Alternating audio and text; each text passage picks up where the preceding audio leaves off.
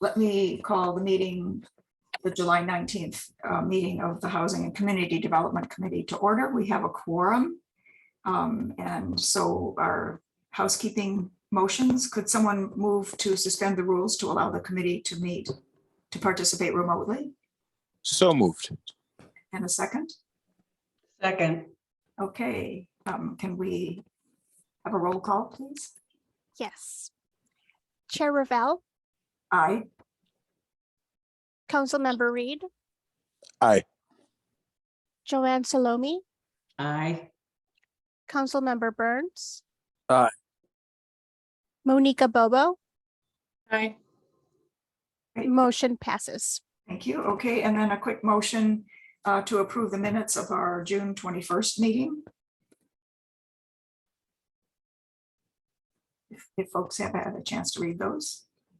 So moved. Move to approve the minutes of June 21st. Great, thank you. And a second? Second. Okay, and a roll call?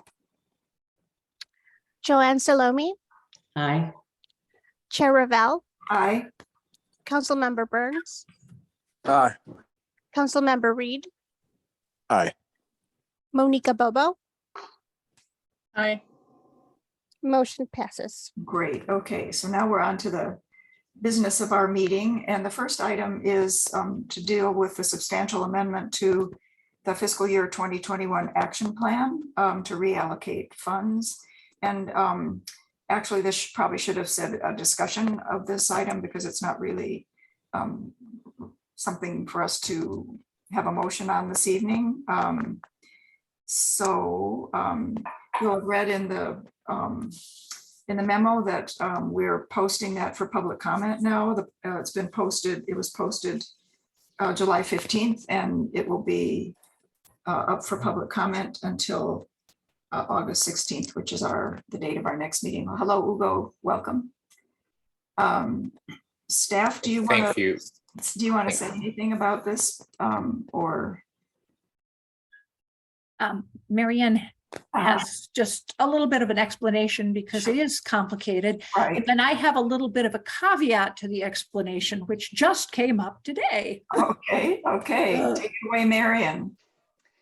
Okay, so this is a substantial amendment to the action plan. And essentially what we were dealing with was having to transfer some of the NSP2 program income, which was about $148,000 needed to be retransferred into the CDBG grant because the program, that grant needed to close. This is a grant that's quite old and HUD was requiring us to close it. So since we had to do a substantial amendment for this, we also were taking the opportunity to reallocate some of the unexpended CDBG administration funds from 2021 that have not been expended to reallocate them to other purposes, in this case, the livable community goal, so they could be used for some of the projects that we discussed earlier and maybe additional one as well.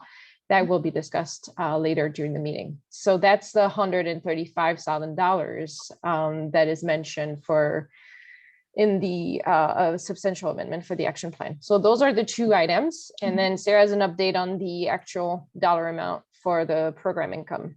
Yes, the NSP program income amount on the screen, 147,866, was what we pulled out of the HUD DRGR system, which is the big database that we manage that grant in. And then as part of the closeout process, there was a whole lot of little cleanup of different things in DRGR that you go through.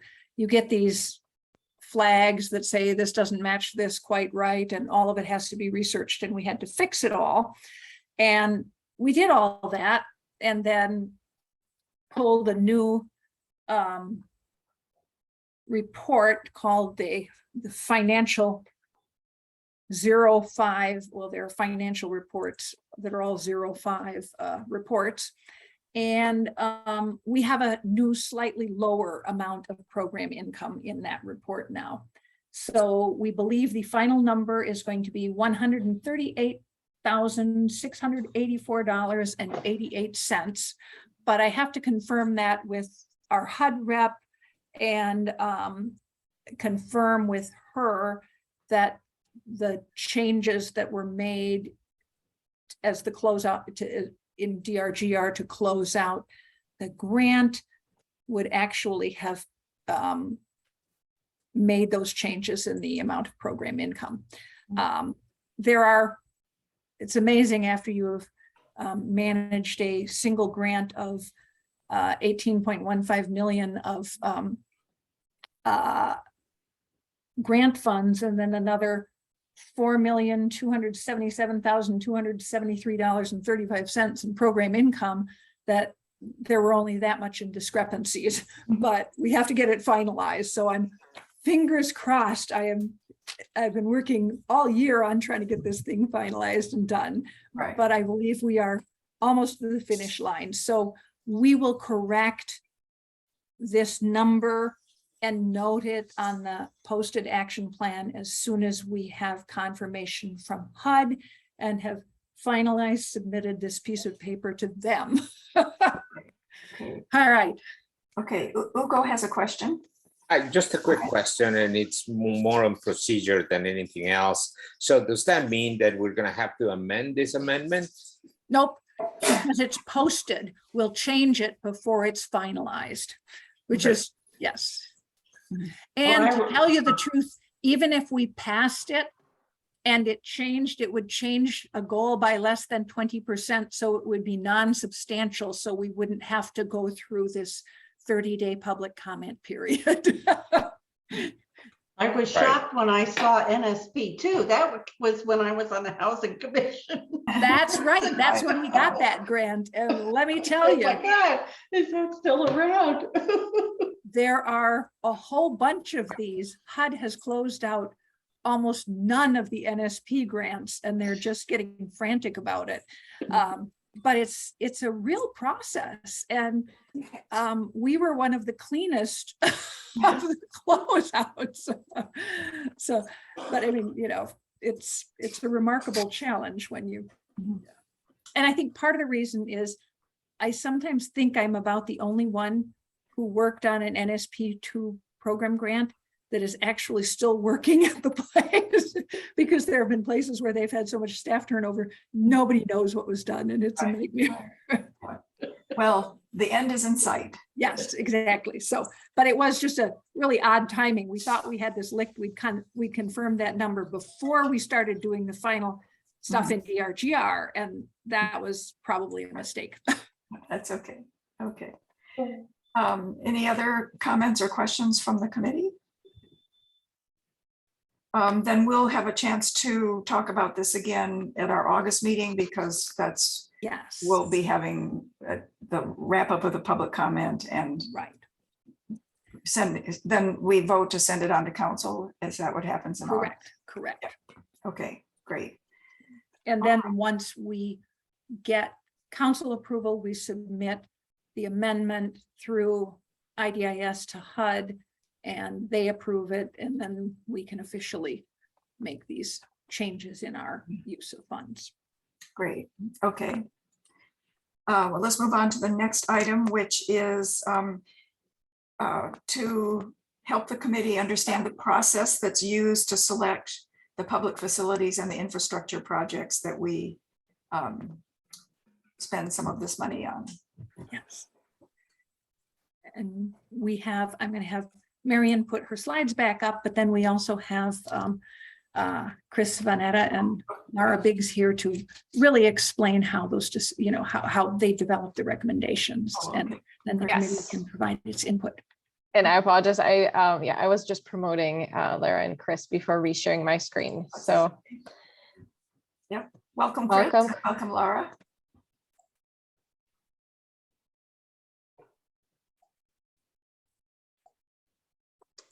okay. Yeah, I'm Chris Vanata. I'm a senior project manager in the engineering department. Can everyone hear me? Yep. Yes. Yep. Right, okay. And so I'll just give you a quick overview of the way we select our projects and why we do. So each year, the engineering department, we submit an application for at least an alley improvement. We feel it's a really good candidate for CDBG funds for a couple of reasons. One is there's really limited funding sources to improve alleys in this town.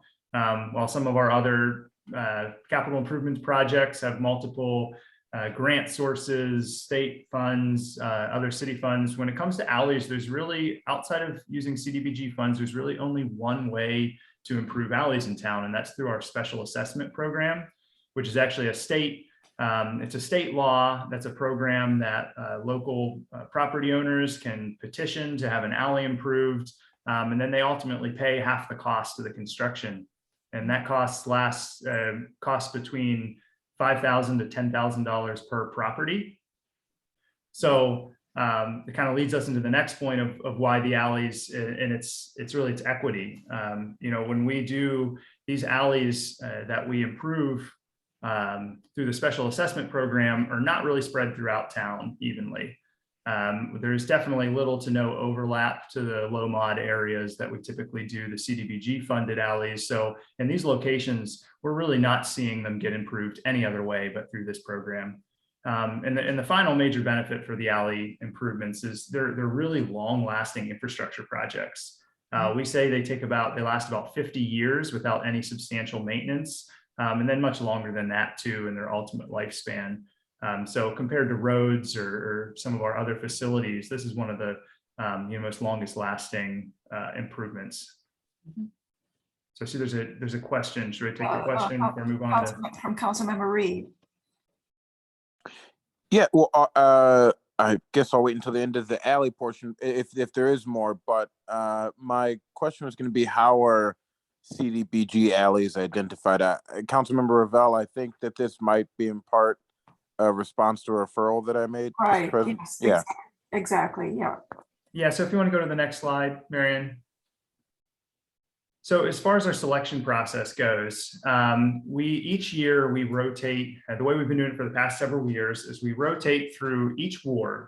So once it's each year when your ward comes up and it's that turn, we look at the current low to moderate income maps and see the overlap between where we have unimproved alleys in those wards that are eligible for CDBG funding. And that's our engineering department that's doing that. So we first do a constructability and alternatives evaluation. Basically, I look to see, are there, what kind of sewer improvements are needed? What kind of utility improvements? Are there easements, or does ComEd have power lines in the way? And we kind of look and find, hey, what are the best candidates where we really can find alleys that are unimproved, that are in the target area, and are the most feasible for construction.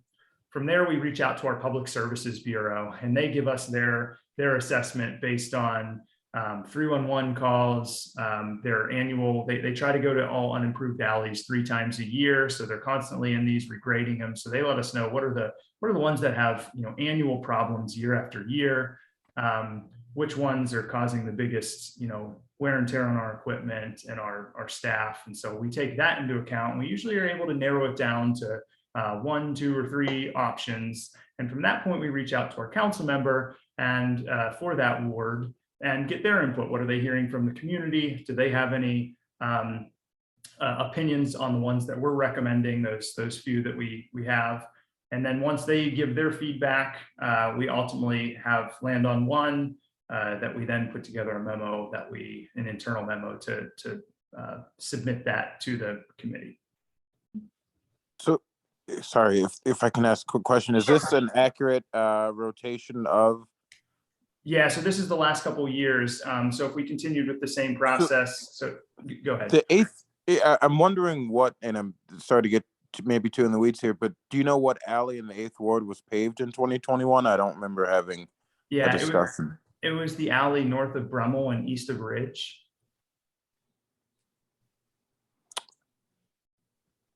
Okay. Between it was like it's an L-shaped alley. What's the other street there? I'm blanking on what the north south no street problem. is on the other side. I'll find that out offline. Thank you. Are there any other questions on the selection process we use for these alley projects? Councilmember Burns. Yeah, and then with I think the fourth ward also has a small area that would be eligible. Is that after the ninth ward? Yeah, so we're actually in some of these, depending on how the maps are drawn, the low to moderate income maps each year. This most recent iteration really shrunk down some of the sections, and we're actually running low on unimproved alleys in a couple of the wards. So the fourth ward at this point doesn't have any eligible alleys that meet the criteria. So 2024, then, if that, and every year the maps are updated?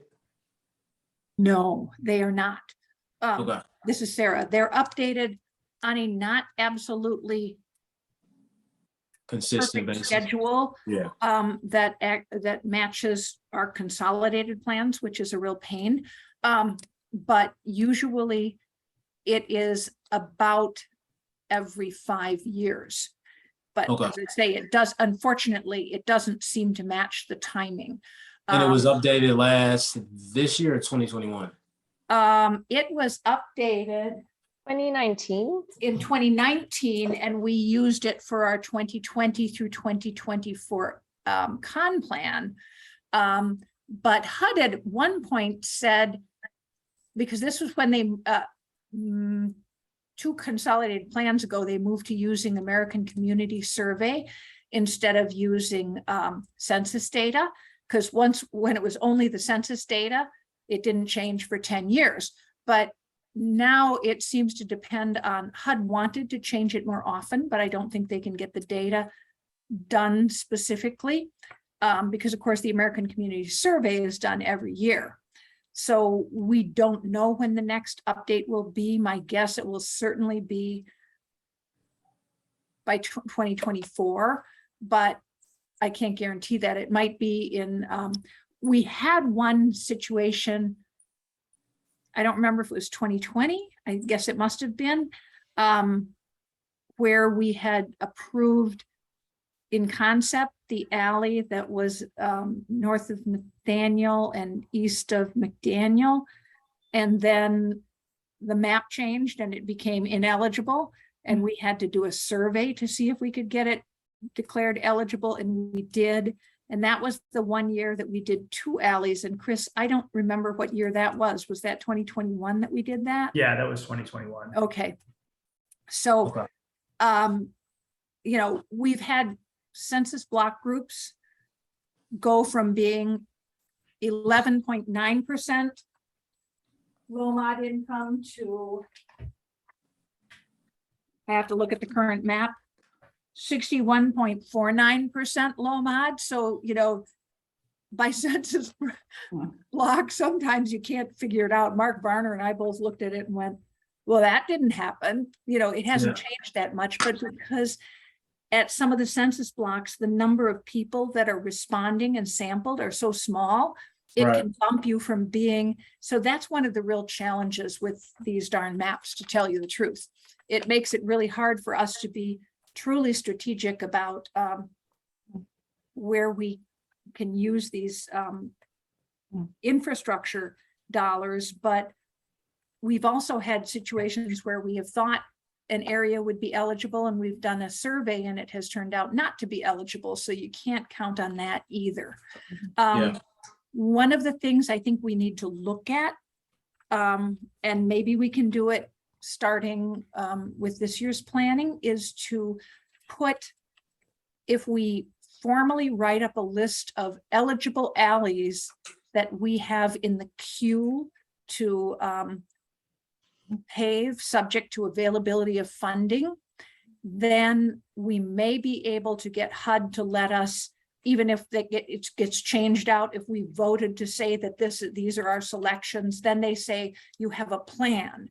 Therefore, we will allow you to use it, you know, proceed with alleys that were eligible at the time you voted on that plan. So I was going to recommend that we look at doing that, just so that we don't risk having things suddenly go out of eligibility. That might be quite a bit of work for Chris to find all the remaining eligible alleys. But even if we had some of the highest priority ones and got some of that. And this is one of the frustrating things about the way the data are used to decide what we can do with money. And I think we can help with that too. I know in Chicago, some of Chicago wards that I've been a part of working with, they it's not uncommon for community members to step up and help identify some of the problem, sidewalks or streets that need resurfacing or alleys. So certainly in the Fifth Ward, I can bring it up during our ward meetings and block club meetings and start to generate a list and get that over to Chris and some of our other staff to evaluate it along with some of the alleys that are coming up as problem alleys for our city workers. So yeah, I'm happy to help in any way. That's all, Chair. Thank you. I'm sorry, I'm Laura Biggs, I'm the city engineer. I will just jump in and say that it is usually not a problem to identify a list of alleys that are problems. The issue is trying to figure out how to prioritize amongst all the ones that we identify. I just want to throw out there just the reason I made a referral to pave the alley that's near the new living room. I think that is a priority alley for me. So I certainly just want to flag that here in this conversation for Chris and for Laura, that the alley adjacent to 311 Elmwood, where we're having the new living room, is certainly a flagged alley for me and folks in the ward. And I was hoping that the 8th Ward was next up on the list, and but it seems that we're maybe 1 or 2 years out. Hopefully all of the 9th Ward alleys that are CDBG eligible are paved already. That would be nice. Right. But there are other infrastructure projects besides alleys that we use the CDBG fund Yes. for. So But I do think that one of the things that we did want to know, if the committee wanted to have a different level of input or have a discussion before, because normally what we do is we, as staff, go through, make the selection, and then we propose the alleys as part of the action plan, the draft action plan. And I think it would be helpful if there is interest in changing that process, whether it is, whether it's agreeing on whether, for example, the 8th Ward alley that Council Member Reed mentioned. One of the things I want to point out, having been on that site too, is because we have to make that living room accessible, and the accessible route would actually be somebody driving from the alley into a parking pad in the back, and that's where the accessible route will have to be. So that is a consideration that we haven't had before. But I think that if the committee wants to weigh in on things like that, I think we really want to be aware of it, because it will affect how we do our applications and planning and budgeting. We don't have to decide that at this meeting, but we just need your feedback on what kind of involvement you want to have in us developing that. I would love for us to think about that. Sorry, Chair. yeah, I'm getting the sense that council members who have those wards would indeed really appreciate being able to weigh in early in the process. And it's too, I hadn't realized that the 9th Ward was going to be one of those wards. So we need to make sure that our 9th Ward council member is up to speed on this as well. And I just also wanted to remind us that a part of the process that Chris described is the council members are brought into this discussion early on, pretty early on after staff has, come up with a list. And I know at that point, even if a council member says, hey, this is a good list, but hey, have you thought about this one? That will also be considered, because that's how Hartree, the alley that is, I think, listed on this chart here for alley paving for 2022 is an alley that I recommended based on what I was hearing, feedback I got received from the community. So we are already involved in the process. I guess the question is, does this committee need to be further involved early on?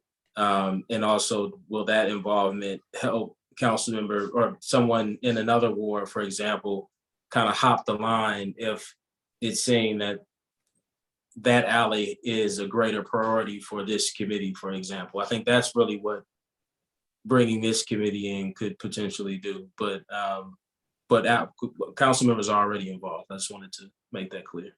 Yeah, I just wouldn't use the term hop the line. I'd use the term prioritize the line appropriately.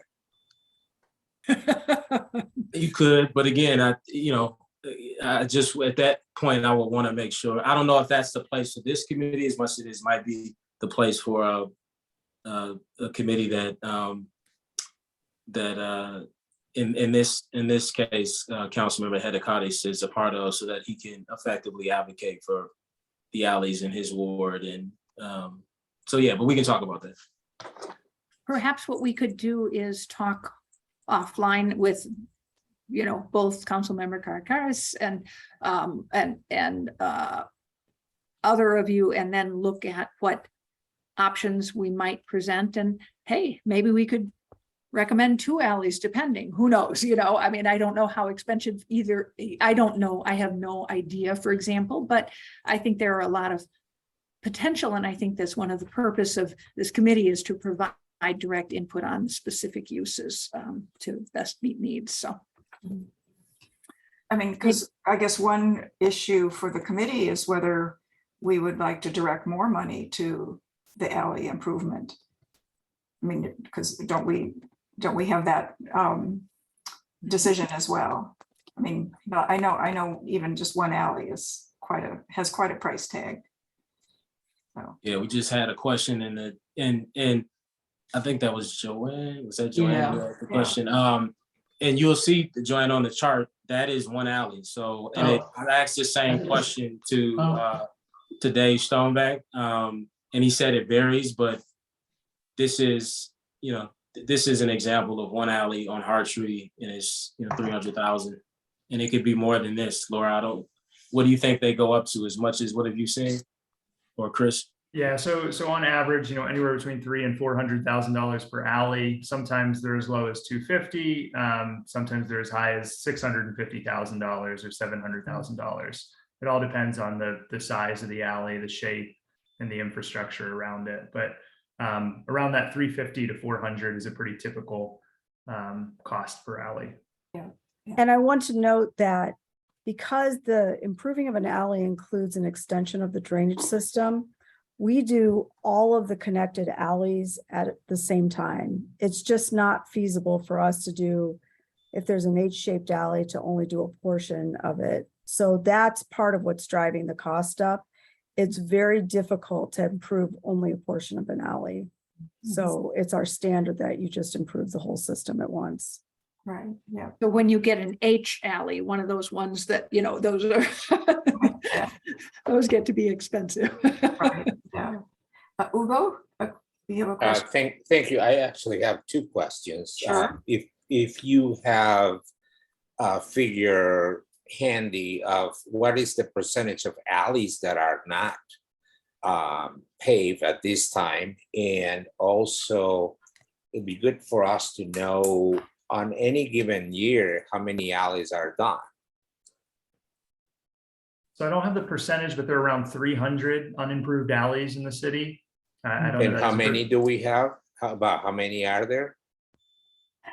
I don't know that off the top of my head, Laura. I don't know if you know that number. I don't know that. It represents a smaller portion. If I were to guess, I would say it's maybe 20%, 20 or 30%. That's big. Yeah. Yeah, the majority are, I think, are improved, but not much more than the majority are improved already. And of those 300, not all of them are in CDBG areas. Right. The In fact, city, most of them aren't, just because the actual eligible area is not that big of a geography. Right. the city, outside of CDBG, the city typically budgets to improve one alley per year. We actually had a surplus of cash in the special assessment fund, which is where once the people who are paying for their 50%, they pay back the money into the special assessment fund. And over time, it had built up to be a surplus of cash. And so we have been doing for several years 2 alleys per year, but now we're out of that cash. So we're going to go back to proposing 1 alley per year through the special assessment process. And then we've had a bit of, again, additional cash that came through the settlement of the waste transfer station legal case that happened. That gave us like a one-time cash infusion of around $1.7 million.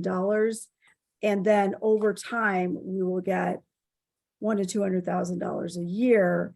We have used that 1.7 primarily to improve alleys in properties around the waste transfer station. We're almost out of that too. I think we have 1 alley left for 2023 proposed. Are we using the funds that we collect from taxes or waste management fees that the city collects? Are we using those funds for alleys? Because those are funds that, you know, come exactly out of that source of revenue for the city. And, you know, if your numbers are correct, then we'll finish with the alley paving in the year 2323. So that is pretty far out. It is. So it is troublesome to understand that. You know, I can't even imagine to have mud in my alley instead of concrete or asphalt or whatever it is that we use. So I don't know, maybe we can put our heads together and try to figure something different, because this is not going in the right direction. Now that we're out of special assessment excess cash to pay for alleys, what we have historically done and what we're going to return to is that we sell general obligation bonds to spend the city, to pay for the city's share. And those are abated by property tax. We have, other than the waste transfer station settlement, we have not used solid waste funds to pay for alleys. In fact, at the time that we had the solid waste or the waste transfer station settlement, we really didn't even have a solid waste fund that separated out the money, so it was easy to track. So that's a relatively new innovation, that we have that fund and track those fees separately. I am aware, and I'm really big on being pro alley, because it's one of the few improvements that you can do that is not only benefiting the city directly, in that we don't have to go out and grade alleys 3 times a year. That equipment that we use to do that is very expensive, and it's one full-time crew essentially running around the city grading alleys all summer, fall, spring, summer, and spring. But you know, it helps the city also by decreasing the wear and tear on our garbage trucks. The flip side is it helps the property owners, because many property owners on unimproved alleys cannot access their garages during the winter. The alleys don't get cleared of snow and ice. They tend to pack down. A lot of people find that their garage doors freeze shut to the ground. And over time, the level of the graded alleys tends to increase, and it gets higher and higher as they add stone while they grade it. And so they're not permeable.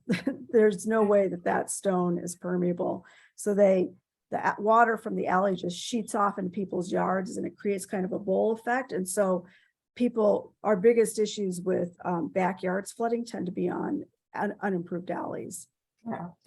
Yeah, I have several residents who are desperate to even just get on the waiting list to get a petition for their alley. So it's, big backlog. Councilmember Burns. I just didn't know if we wanted to go over some of the other line items. I know or if we were only going to talk about alley paving. Right. So Well, just Marion, did you want to say something? Yeah, a couple things. So we will go over the other items. This section was specifically about selection process, and then there's another section to talk about the actual projects and what you want to do for funding. I do have a clarification question from somebody in the audience that's relevant to this topic. I know we usually wait for public comment, but this is specific clarification question. They're asking if the cost of repairing the alley is passed on to the homeowner for the alley in the 5th ward, specifically around the waste transfer station. They're essentially asking if the waste transfer station is used by the whole city, are the homeowner around there the only one paying for that alley? That alley is being approved from the waste transfer station settlement money.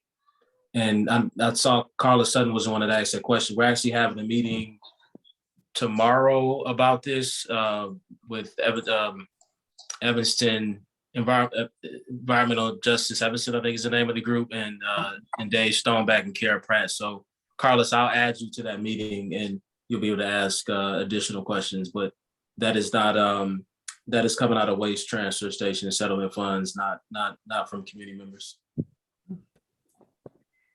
Okay, so were there other aspects of infrastructure projects that are funded by CDBG that you wanted to talk about a process for, or was alleys the main thing? Like sidewalks and stuff, I think the only one we wanted to discuss the process at the moment was alleys. But what we could do is perhaps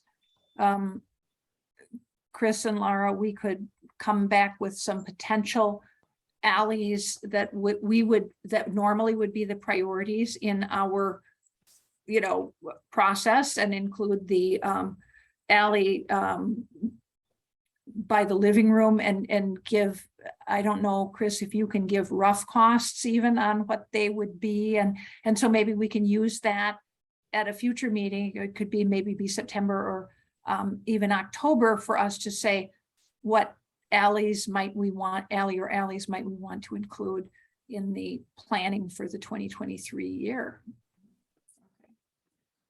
Okay. We could do that.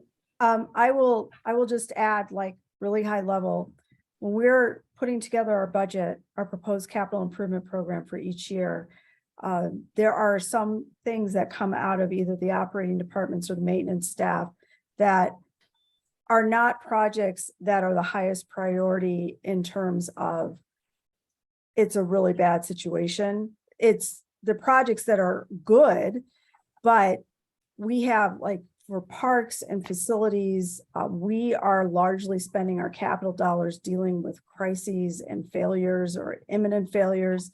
And so if something comes up, like we hear from the maintenance staff that at Butler Park, we get so much flooding that it's potentially damaging the adjacent private property, or, something like that. It's like, that's bad and it would be good to fix it, but it's not as bad as, like, we're decommissioning playgrounds. So those types of projects, if they're in a CDBG area, they tend to get packaged up and then we apply for CDBG funds. If a council member similarly in a CDBG area asks us to make some other improvement that's really critical to their constituents, but again, it's kind of skipping the line over some of the bigger priorities. Again, that's the kind of thing we're putting in for CDBG. Recently, we started working on sidewalk and just generally trying to fix the sidewalks all around the city that are in poor shape. And the ones in CDBG areas where we this year applied for funding for CDBG. And next year we would probably for 2023 budget, we would again apply for CDBG. This is not to say in any way that the staff is trying to pressure the CDBG committee into accepting these projects. The CDBG committee should feel very comfortable directing the staff on what they want to see. It's just, this has been the process and I wanted to clarify. So barring any other guidance from CDBG, we will most likely again be looking at sidewalk, alleys, and potentially a park improvement. That's typically what we're taking our pool of things from. Okay, great. Well, the discussion to be continued, I guess. Right.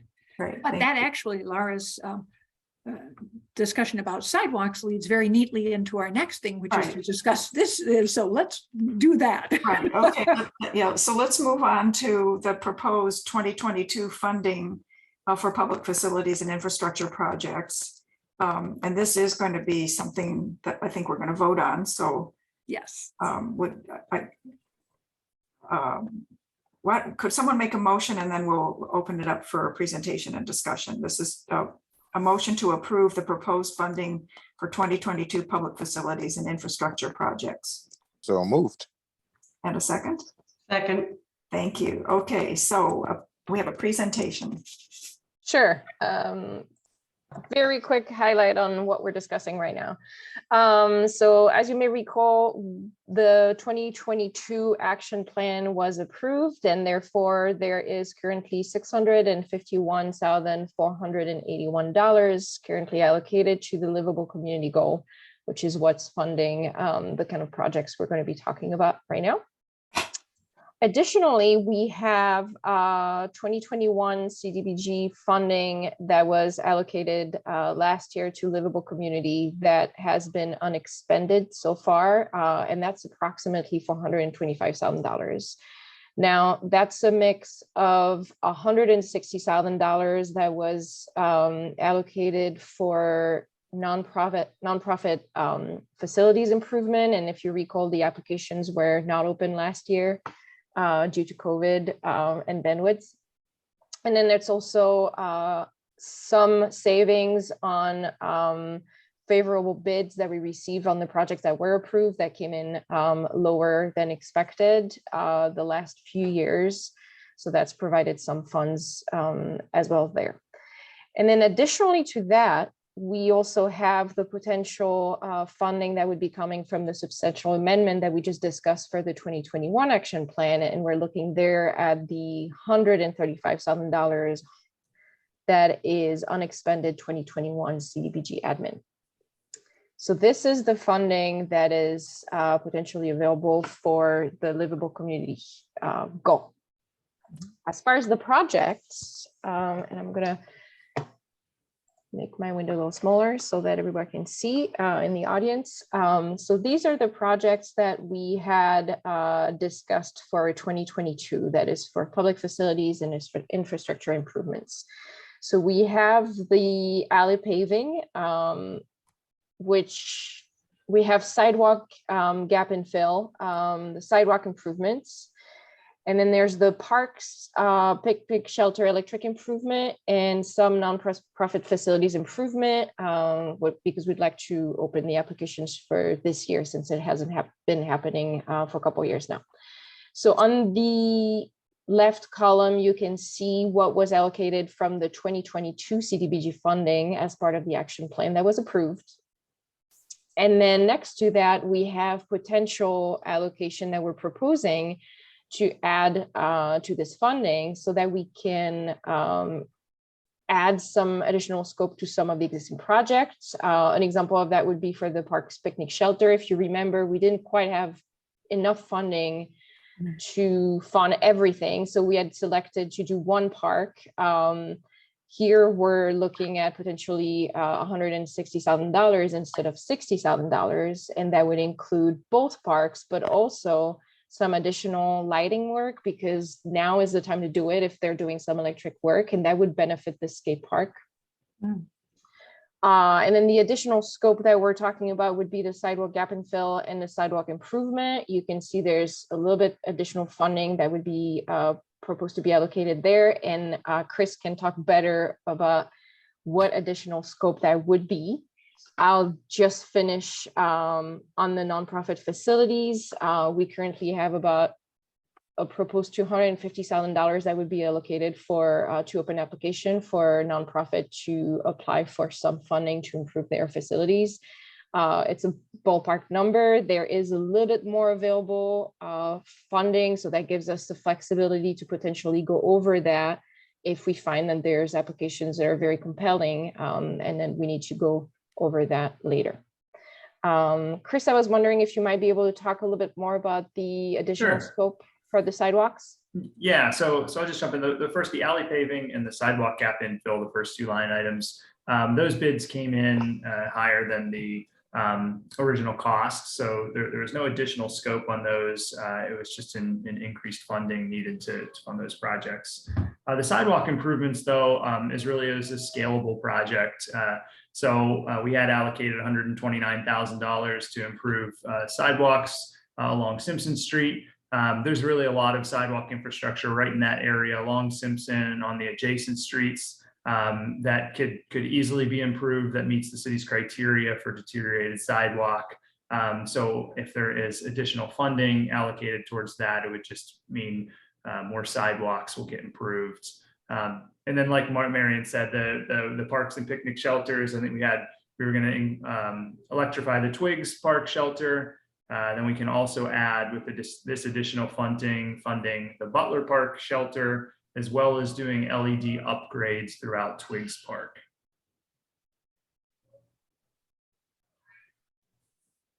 And so that's what we're being asked to approve tonight. Correct. Right. One of the things that I just wanted to let you know too is we're able to do the sidewalks because the sidewalk bid will then be, the sidewalk cost will be added to the big CDBG alley and other infrastructure things that have been, has already been put out to bid and awarded. Capital Cement is the recipient, and we would have to have, if we stuck within our complete, only in our 2022 action plan budget, we would then have to have rejiggered money to make sure that the alley got paved and then had to trim anything else, which if we were limited only to that money. So this gives us an opportunity to do a whole lot more. And it's sort of like the windfall from the from the waste transfer station. And we would very much like to get this money moving because that contract was bid based on this alley. It was bid with all the federal requirements. We couldn't attach additional funding to for CDBG to a contract that wasn't bid as a CDBG contract because it wouldn't be following Davis-Bacon and have all that stuff in there. So anyway, that's just, it's a kind of, I think, a unique opportunity to really make some really significant additional, improvements. Great. Ugo, you have a question? Thank you. Need to get unmuted. My question is a math question, and if I'm not wrong, and I don't have the screen in front of me, but my math tells me that we have $1,211,585. Is there a reason for us to not allocate the entire amount? We're short $61,585 according to the numbers that I saw. I'm not sure. I mean, if there are needs in the community to use that money, why are we not allocating it at this point? A couple of things. We haven't closed out some of the 2021 projects officially, so I want to make sure that those are closed out at their final amount. And second of all, it would be, I mean, we have not had an application for our nonprofits for some time, and we have been in discussion with some, so we do think that 250 may be enough, but if there were some projects that came in, we would very much want to give them a chance to be considered as well. And it's very difficult with CDBG to allocate to the dollar. There's almost always some small amounts that we end up that get rolled over to the next year on these capital projects, because remember, when we're estimating, we get bids, we allocate based on those estimates, and then we get the real bids. And because costs are going up a lot these days, I think it's safe to keep a little bit in case we in case we overestimate our grant amount in our action plan and then end up trimming, we may have a little bit that we can then still move forward with our project. And we did have that happen this year. We had our grant actually come in at a lower amount than our estimated was in the action plan. So it just gives us a little bit of flexibility, because otherwise we can really be in a problem on the other end. So could you talk a little bit more about the nonprofit facilities? So there's an application process, or how? Historically, we used to always do public services and then an application for public facilities. And we've done a wide range of different types of projects. We helped the Reba Early Learning Center replace its furnaces one year. We helped the Infant Welfare Society. I had to get the right one because I keep thinking of them as Teen Baby Nursery and it's not the actual organization. We helped them create an enclosed covered play space for children so they had better facilities in bad weather. And also we, over the years, we had done a lot of work in the Family Focus building. We funded trying to keep their boilers working. Fortunately, we're going to solve those things with ARPA this time. But we'd also at various times, when the YWCA had its old shelter, we helped them upgrade the electrical so that every time somebody plugged in a hairdryer, it didn't flip a breaker and things like that. And most of the projects historically were under $50,000 that were allocated. But what we're finding now is, especially because of the challenges of getting work done, we're having, getting the budgets to do deferred maintenance, which is really much of what we do.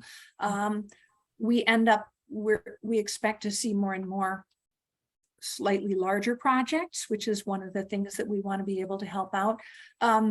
We will ask the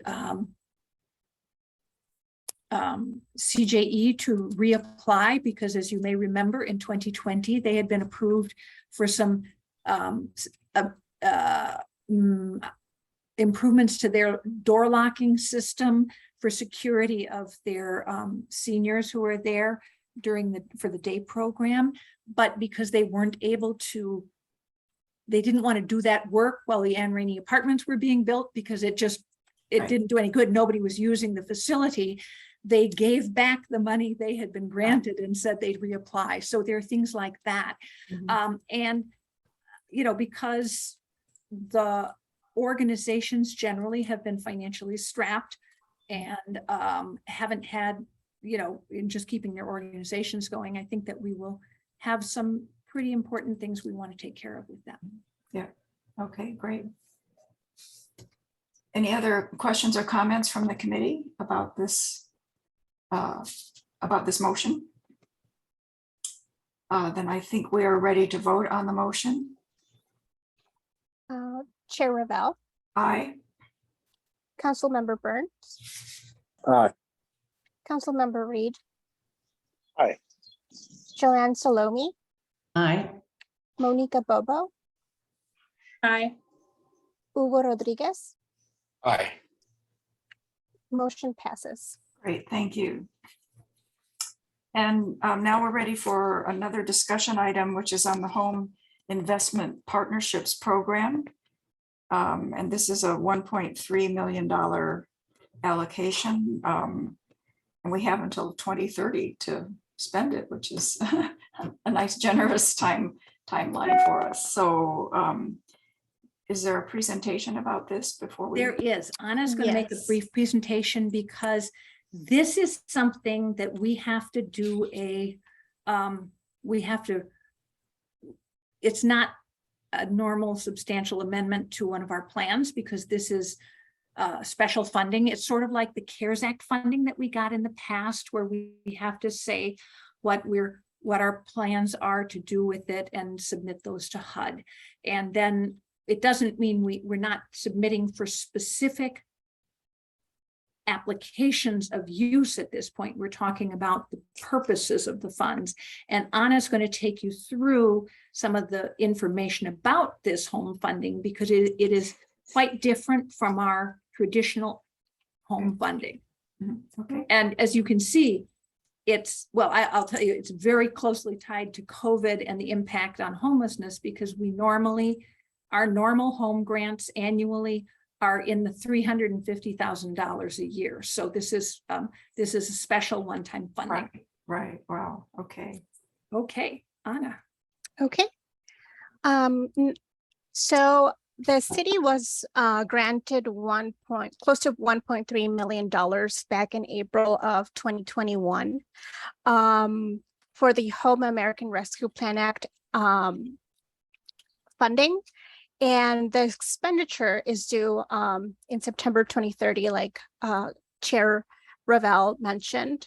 So it is a long time from now, but in order for us to begin expending the money, we have to prepare an allocation plan and submit it to HUD. This program is specifically designed to provide housing, shelter, and services for vulnerable populations. And the qualifying populations are homeless or at risk of becoming homeless, fleeing or attempting to flee domestic violence, other populations where providing assistance would prevent their families to go into homelessness and would serve the greatest risk of housing instability, and also veterans and families of veterans that are facing homelessness. Next page, please.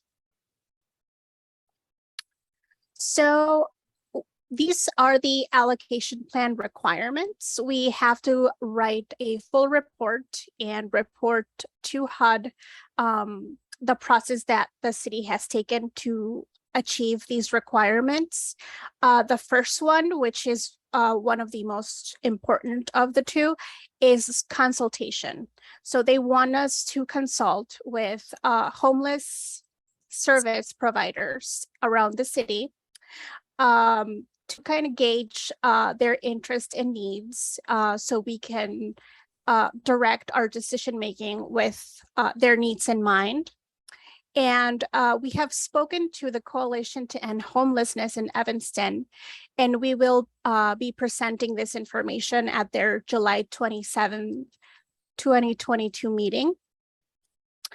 So it's a way for the city to more efficiently gather this information, because the coalition has multiple service providers that serve the homeless population.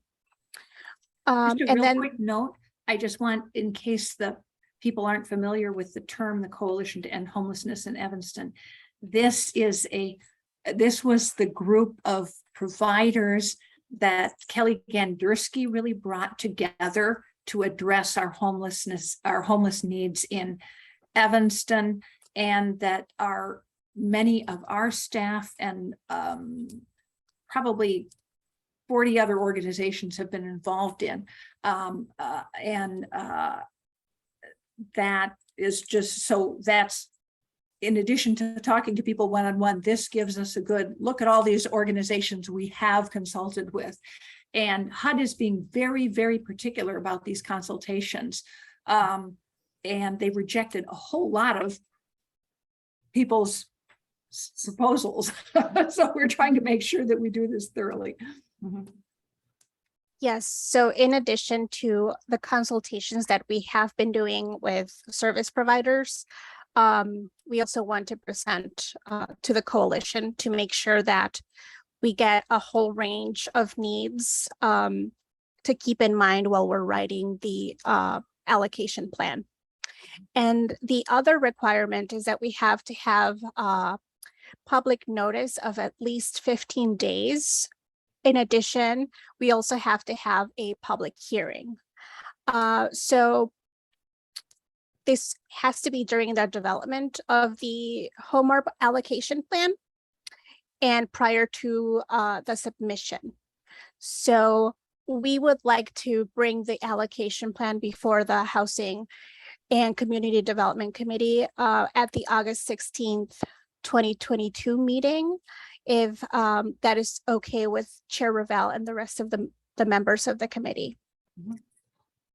And so we would complete it following that meeting on the 27th, and we would post it then by August 1st so that we have the posting for the appropriate period of time. And so would the committee meeting be the public hearing also? It would be just the closing. It would be the pub opportunity, just like we closed the action plan, public comment period. It would Okay. be the same type of thing. We've reached out and we would do outreach through our newsletter, our e-news and various other things to see if there was any public input. And then that would be reported to the committee at the meeting as well. And people could make comment at that meeting. Now, an important thing, we have been talking, in fact, I think we started talking last August about the 2 eligible uses that we are putting in our allocation plan. One is acquisition and or rehab of a permanent homeless shelter. The other is potentially using part of the funding for additional tenant-based rental assistance. Quite honestly, the need for a permanent shelter has been identified as a very long-standing need. The first time I wrote it into one of our consolidated plans was in 2010. And this funding, one of the reasons this funding is so important is it's the first time the federal government has released money for shelters. I think we talked before about how the Hearth Act, that was the realignment of all the McKinney-Vento homeless money that went into effect in 2011, really prioritized rapidly rehousing homeless people and getting them into permanent housing. And one of the things that, so there is very limited funding for any kind of shelter or any sort of way of getting people off the streets and able to work with them while you get them ready to go into permanent housing. And oddly enough, we found that that really doesn't work very well. I mean, I think the federal government was very optimistic that you could just put people who had been living on the street for really quite long periods of time in many cases and had really traumatic experiences, just, get them all into housing.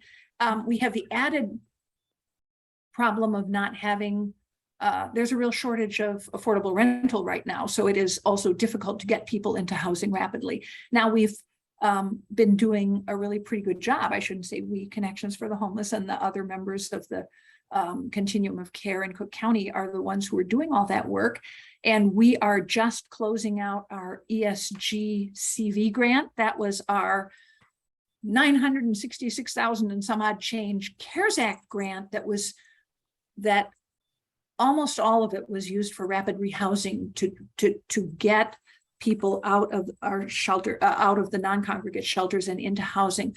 But that's going away. So this is sort of the second wave of funding through ARPA that is designed to address this situation. And it's an opportunity that we've never had before. So this doesn't commit the funding to specific activities at this time. It's just saying our intended use of funding for those activities. Right, okay. Ugo, go ahead. Oh, thank you. Sorry to have so many questions, but okay.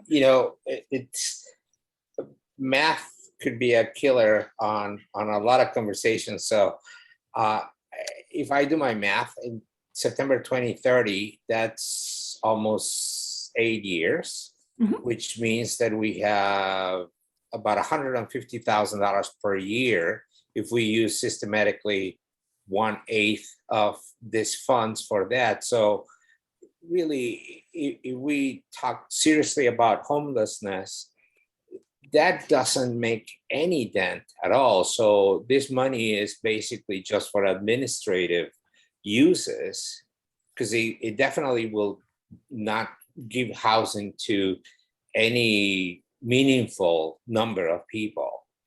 And we have plenty of homeless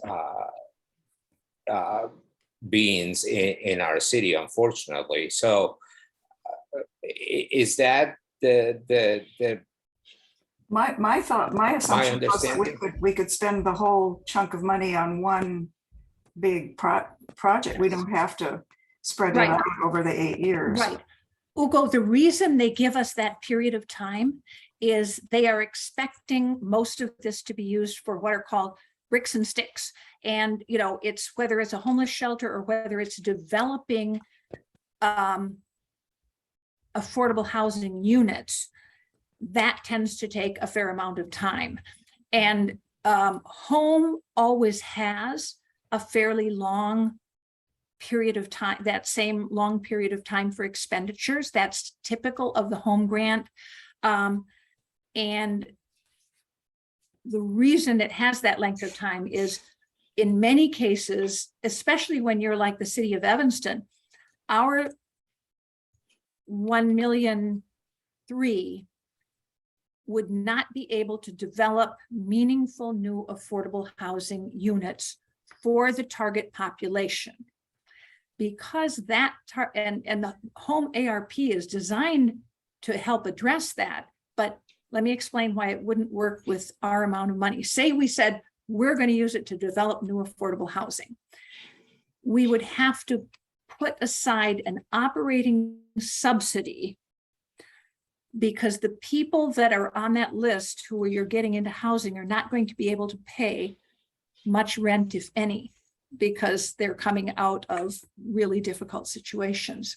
Okay. So when you think about it, right now, we know it costs probably at least $400,000 per unit if you're creating new housing.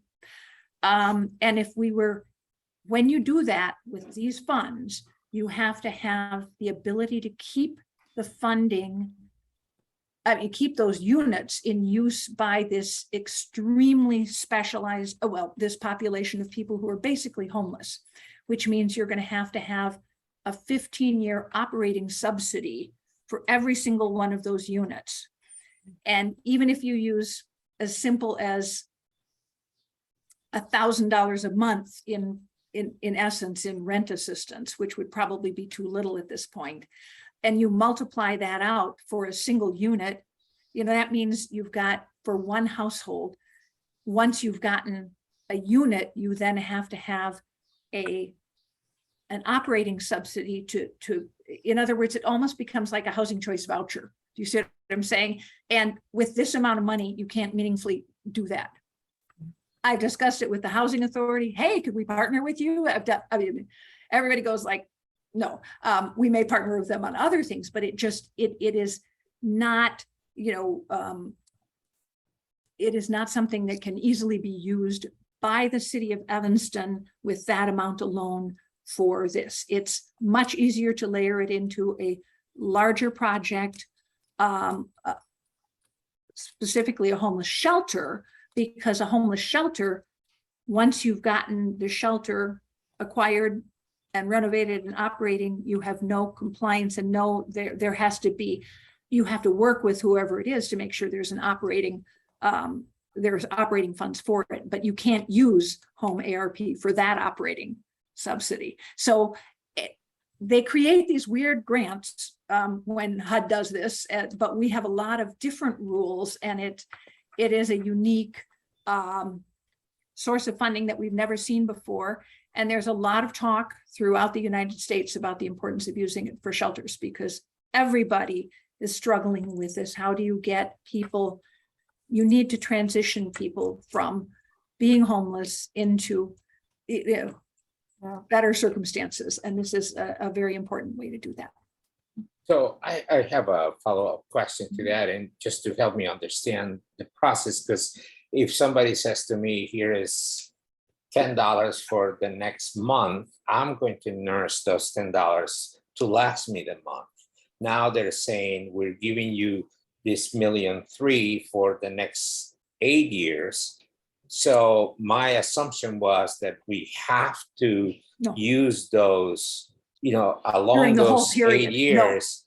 So that Yeah. doesn't necessarily mean then that we will not get more funds until after September 2030. More funds will continue to come under this same format for us to continue using it. No, we will never get another HOME-ARP allocation unless there is another major stimulus bill like this. We will go back to our normal home. We will continue to get our home entitlement. But this is a one-time thing, just as our CDBG-CV and our ESG-CV and our ARPA is. So, Right. So it's like an investment that will. it is an investment, make- and investing in the Mhm. greatest need that we have never had money for before is And our just recommendation. so I'm clear, but we're going to get it all at once. The full 1.3, we'll have that in an account all at once. Yes, And so, and Ugo, I don't know if this helps, but we don't have to spend it in increments. We could spend it all in one lump sum, correct? yep, absolutely. I understand that. Okay, Okay. thank you. It is very confusing, believe me. And it's really hard to describe all this. So if it, Right, but that's why the whole planning and yes, public comment and all that's so important, to make sure Yes. we really get the project or projects, that that we- are the priority of exactly. the organizations that are serving this population Right. of Yeah. our city. Yes. Yeah. So this is just to let you know about it, because we Mhm. really didn't want to come in on August 16th and say, and now we need you to Right. approve this. And you go, we don't know what you were asking Right, us to right. approve. Exactly, yeah. So committee members, do you have any other questions or comments? But as Sarah mentions, we'll have another go at this topic at our next meeting. Yeah. Okay, well then we look forward to hearing what everybody says in the various meetings that you're going to have to, help identify our priorities. That would be great. Okay, now, we're ready for an update about our Small Landlord Task Force. Is that you? Rob? Yes, Yeah. yes, I will be giving the update. Okay. And the members of the Small Landlord Task Force are Council Member Reed and Hugo Rodriguez. Mhm. So if they would like to chime in after the presentation, that would be great. So the Small Landlord Task Force was formed to design a small landlord assistance program. And this is to provide assistance to small and medium-sized landlords affected by the COVID-19 pandemic and also the related economic downturn. And these would be through funds derived from the American Rescue Plan Act, so ARPA. We've been spending the last, I want to say, 5 or 6 weeks researching how can we best handle or address helping small landlords as businesses in the city of Evanston. And we decided that it was important for us to pinpoint a definition for small landlords.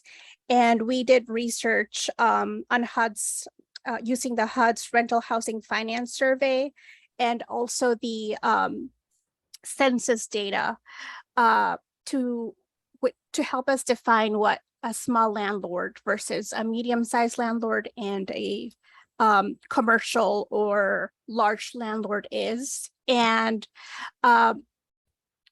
most of the landlords and most of the data shows that small landlords are those that own 1 to 15 units, and then medium-sized landlords own 16 through 30 units.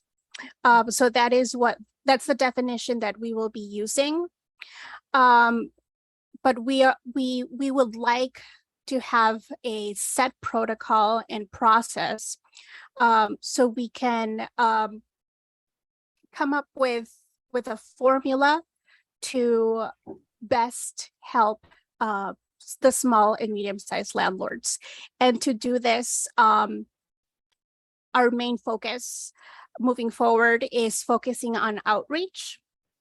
So we will be having a focus group, and also we've designed a survey that will be used to gather data and feedback from small landlords in the city of Evanston. And this will be done by targeted mailings and reaching the landlord newsletter to the 3,000 plus registered landlords who have opted in to receive the newsletter. So this is extremely important for us, and we need the help and support from not only from the council members, but also from small landlords around town that know other landlords that are not registered or that do not get the landlord newsletter, so they can help us get the word out. Coming up in August 10th, we will be having the first landlord training session, and I will show you the flyer for that. And that is through the Metropolitan Tenants Organization, where they will provide information on resources for landlords in town. And we will be touching more on the Small Landlord Task Force at that time.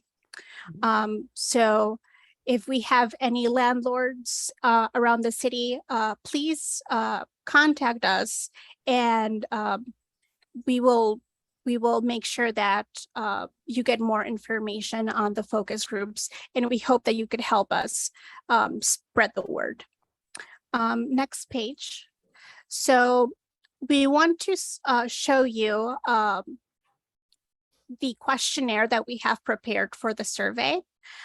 We wanted to make the questionnaire very concise as to not confuse or make it too lengthy that landlords would not be willing to respond. And we will be using this survey to gather information on the small, medium-sized landlords, and to develop a landlord list to determine landlord eligibility. And I just want to reassure landlords that all of this information will be confidential and only viewed by the members of the Small Landlord Task Force and pertinent staff. So the questionnaire is comprised of 5 questions. We would like to know how many units in total you own and how many units are owned in Evanston. And of the units in Evanston, how many units were delinquent or vacant from March 2020 to September of 2021, which was the onset of the COVID-19 pandemic? And for how many months on average were the units vacant or delinquent? We will also be asking for revenues, incomes, and expenses. And these can be estimates for 2019, 2020, and 2021. We also provided an optional additional comments / information space for landlords to share with us their comments, their concerns, and also any other ideas that they have or any things that they would like to know as small landlords in Evanston to help us better serve them as the city of Evanston. And then we will also have a space for the landlords to provide their emails should the landlords want to be contacted. So this is the Small Landlord Task Force survey. So Council Member Reed or Hugo please feel free to chime in if you would like to add anything. Yeah, I'll just add a huge thank you to staff, Anna, Marion, and Tashik, who were really instrumental in this, as well as Ugo, who was really a leader in this space. And so I think we're in a really good place. I think that moving forward with the survey is where we need to be, and I think it was really key to keep the survey short and concise. So looking forward to the feedback and moving with deliberate pace. I don't have anything else to add. I think that you presented a pretty good picture of where we are with our committee, Anna. Thank you so much, and thank you, Councilmember Reed. Sure. Any other questions from committee members?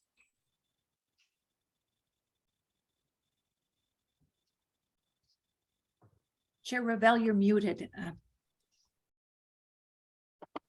I was just going to say that we look forward to the results of the survey, and next steps would be really good. Yes, this will allow us to design sort of as we did with the, for those of you who have seen the childcare worker, I mean, we can then look at sort of the class of impacted organizations and work out a way to fund them without having to go through evaluating the harm to every single one of them, which is onerous and very difficult for everyone. So, but this gives us the data to show that we've done our due diligence and are meeting a need. So great. Okay. More information to come. More information to come. Yes. Councilmember Burns. This may have been answered already, but you answered it a bit there, Sarah, but just trying to understand the thinking behind these questions as opposed to others, and how this will inform the work ahead. I don't know if well, because it will allow us to sort of look at the level of economic harm, you know, how many units were out of service, how much money did people lose, and come up with perhaps a per unit out of service funding amount that we can then say, you know, people can apply and say, I have this many units and this, and then that would be the way we would determine what they would be eligible to get. It would also allow us to develop an ask to bring to council to say, this is how much money we need, because right now we don't have a quantification of the need. And so that's really the whole purpose of this this outreach. And Anna has been doing a ton of work in Excel to deduplicate and clean up our property standards database. So it is going to have the ancillary effect of having some data to hopefully be able to improve when we get our new property standards database going, to actually get that the start to get that database into shape as well, because as we've said in other discussions that some of you are on that subcommittee, we will not import the current data into a new database. It would be a disaster. And Anna, interestingly enough, has worked on databases of this type, the landlord databases, at both Elk Grove Village and Niles, and knows the nightmares that both of those communities had as well. It's not unique to Evanston. It's a huge problem everywhere getting these databases into shape. But so it serves, I think it will serve us in many, many ways to really help. No, that's great. That's with our landlords and our very important small business. Councilmember Burns, you have another question? No, just thank you for that explanation. I think it's just helpful to know a bit about the process that led to these choices. So thank you. And this is written into ARPA as something you can do into that, you know, 437 pages of guidance, as they call it. So. Okay, so now, Marion, we're ready for public comment. Yes, we are. And I want to let people know that if they would like to make some public comment, they can raise their hand. We do have one person that signed up, which is Scarlett Sutton. So Okay. I will be unmuting him so he can provide comment. Good evening. First, I would like to thank you for the opportunity Sarah Flack and Anna are making in this development. But honestly, I feel like I'm sitting in a lecture chair through the open window waiting for you to flip the switch to completely execute me and run me out of business. 3 units is all I have. Lost income has been $25,000 a year for the last 3 years. I've had to pay property taxes, utilities, repairs, not 1 penny coming in. It's just absolutely disgraceful the way that small landlords have been treated under this ARPA plan and this community. In addition, I have to sit here and wade through ankle water to take my garbage cans out every Wednesday and see that my ward is due for repairs this year. The year is already half over, so I'll have to wait to 2027 to get a dry or paved alley, or I get the answer that my alley can't be paved because ComEd won't approve it. Who owns the alleys in Evanston? Are they easements by the city, or are they owned by a billion-dollar corporation that has stopped all work being completed in my alley? As far as the work transfer station, 4 blocks have been completed. None of them are as close proximity as my residence to the transfer station. Please, I'm asking you to give me some consideration and, more important, some resources so I can remain in this community. Thank you. Thank you. And sorry, Chair, just a little point of privilege because we have media here sometimes that covers these issues. So I just want to make sure that the facts are known, both for Mr. Sutton, but also the community, that the easement has been granted. It was granted a month or 2 ago from ComEd. Again, the waste transfer settlement funds will be used to fund the alley that Carlos is referring to. It is the next alley up. It is in the planning process, just like any capital improvement project. There's a planning process. You can't just go ahead and start something as major as this is, but it has already been approved to be done through through the waste transfer settlement funds. It is next up on the list. The easement has already been granted and it's moving forward. That's great. And then he also said he has 3 units. As far as I understand, this program that we're talking about would include, he would be eligible for it, presumably because he has 3 units and the small landlords are considered 1 to 15. So I just want to get those facts out there. Thank you. Mm-hmm. Great, thanks. We have another person that would like to talk. I believe this is Tina Payton, but I only have a T initial, so it may not be. Hi. Hi, good evening. Yes, it is me. I did sign up, but I guess it didn't get there in time. Thank you. I have a couple of things to say.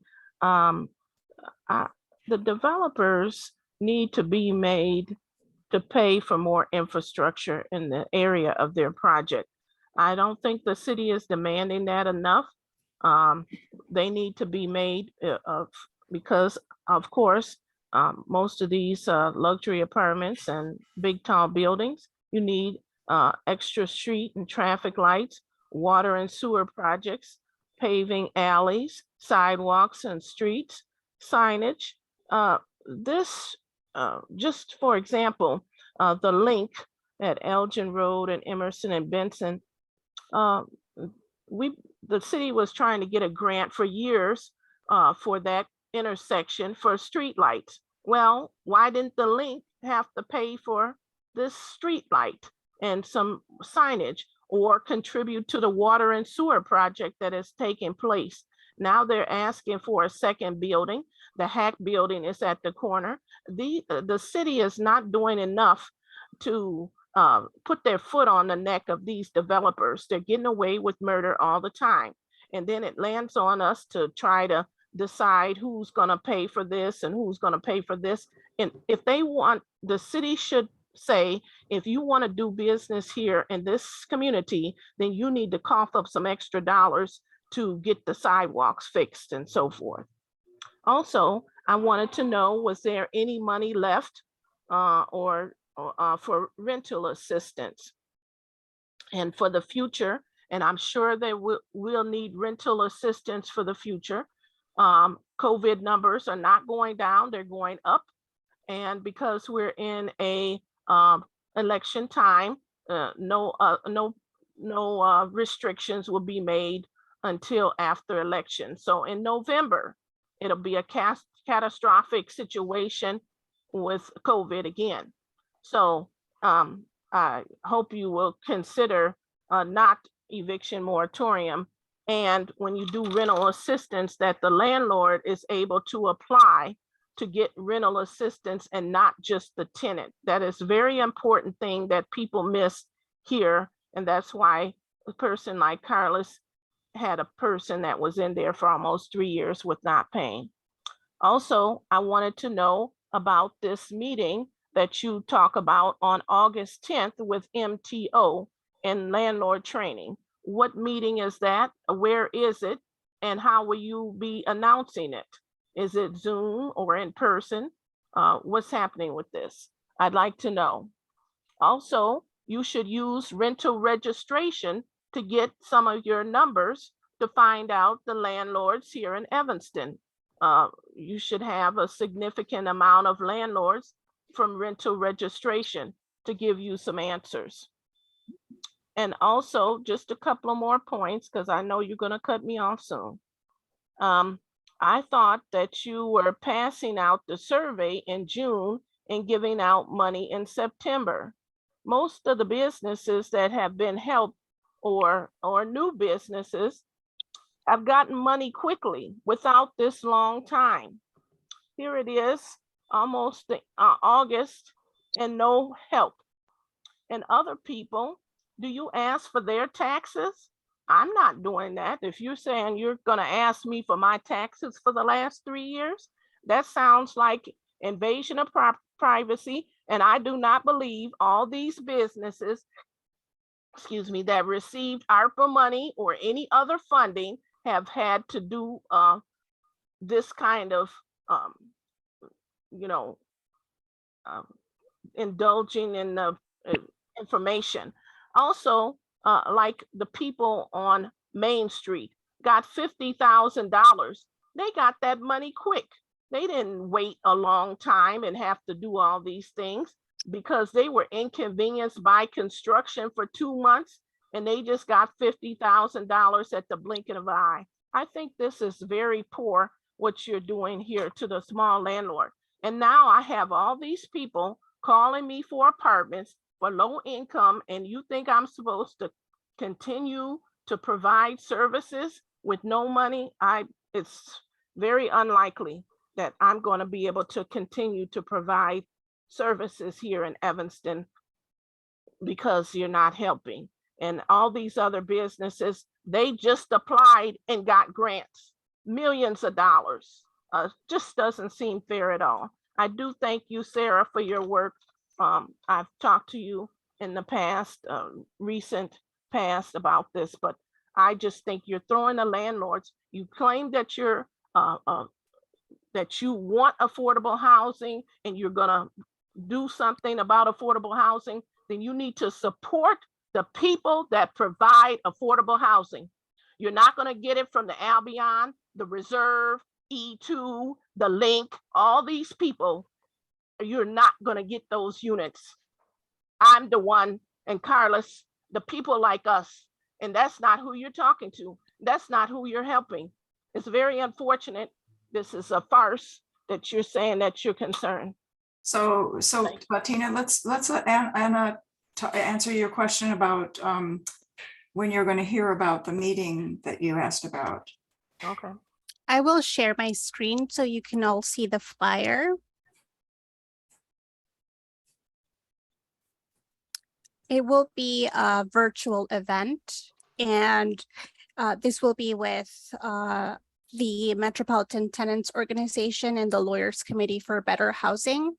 And they will be speaking on topics about current resources, relevant laws, and tips and best practices for landlords and property managers. So it will be Wednesday, August 10th, 2022 at 6 p.m. And it's through Zoom webinar. And I could send the link to you, Tina, via email.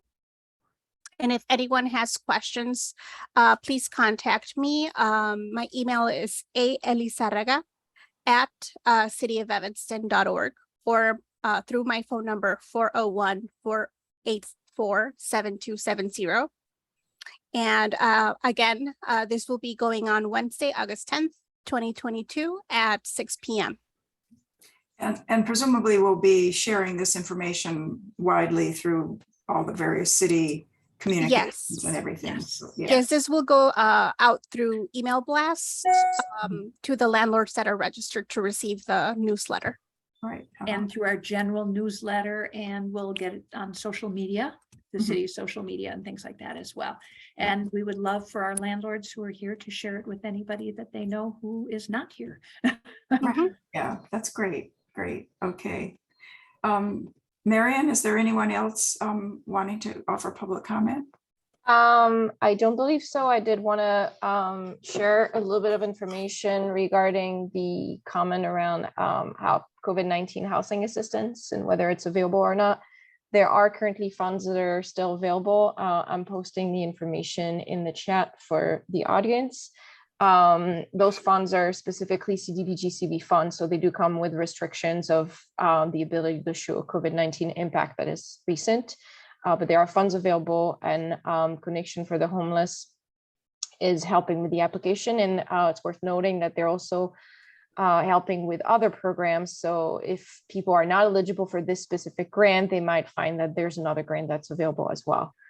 So there is currently some housing and mortgage assistance available right now. Great. Just wanted to mention that. Thanks. Okay. Well, then I think we're ready.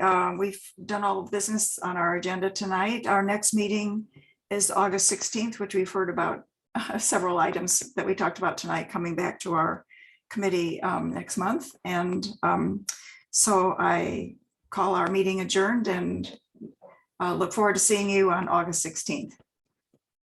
Thank you very much. Thank you, everyone. Good night, Thank everyone. you. Good night. Night. Good night. Goodbye.